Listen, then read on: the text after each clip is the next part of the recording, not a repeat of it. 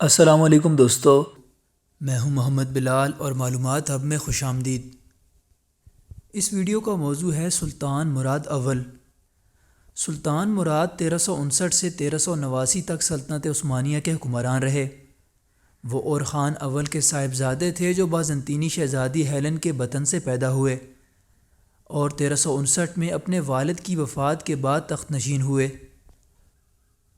انہوں نے نئے فتح ہونے والے شہر ادرنا، جسے ایڈریانوپول کہا جاتا تھا، دارالحکومت قرار دے کر یورپ میں عثمانی پیش قدمی کو مضبوط کیا اور بلقان کا بیشتر علاقہ عثمانی قلمرو میں شامل کیا اور بازنطینی حکمران کو خراج دینے پر مجبور کیا۔ سلطان مراد اول پہلے حکمران تھے جنہوں نے آل عثمانی کو پہلی بار سلطنت عثمانیہ میں تبدیل کیا۔ انہوں نے 1383 میں سلطان کا لقب حاصل کیا۔ انہوں نے سلطنت کو دو صوبوں انادولو یعنی اناتولیا اور رومیلی یعنی یورپ میں تقسیم کیا۔ انہی کے دور حکومت میں موجودہ بلغاریہ کا دارالحکومت صوفیہ سلطنت عثمانیہ میں شامل ہوا۔ انہوں نے پہلی جنگ کوسوو میں بلقان کی مسیحی افواج کو بھی شکست دی۔ سلطان مراد کے دور میں جنگ ماریسا کا ایک حیران کن واقعہ پیش آیا، جب صرف 800 ترکوں نے 70,000 کی مسیحی افواج کو کچل کر رکھ دیا۔ ہوا کچھ یوں کہ سلطان مراد اول کے دور میں عیسائیوں کی سلطنت سربیا کے حکمرانوں نے سلطان مراد کی غیر موجودگی کا فائدہ اٹھاتے ہوئے، جو اس وقت اپنے دارالحکومت ادرنا سے دور اناتولیا میں تھے، ادرنا پر متحدہ فوج کے ساتھ حملہ کرنے کے لیے نکل کھڑے ہوئے اور سلطنت عثمانیہ کی سرحد کے اندر دریائے ماریسا کے قریب پڑاؤ ڈال دیا۔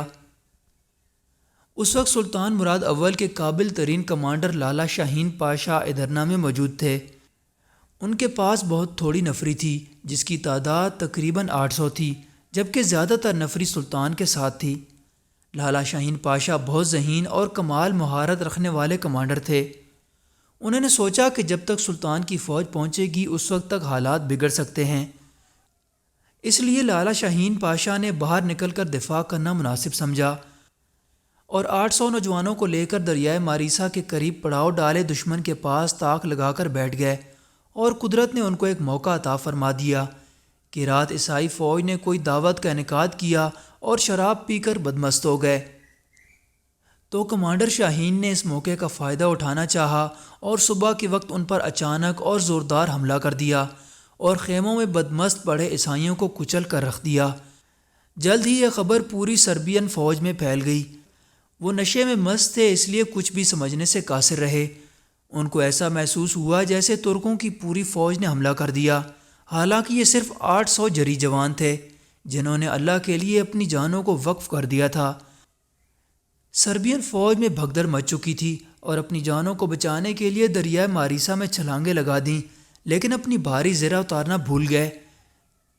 یوں سربیوں کی متحدہ فوج کی اکثریت ہلاک ہو گئی اور اللہ رب العزت نے فتح مسلمانوں کے مقدر میں کر دی اور عیسائیوں کے ناپاک عزائم خاک میں ملا دیے۔ قرآن مجید میں ارشاد ہے، بے شک ہم نے تمہارے لیے روشن فتح کا فیصلہ فرما دیا۔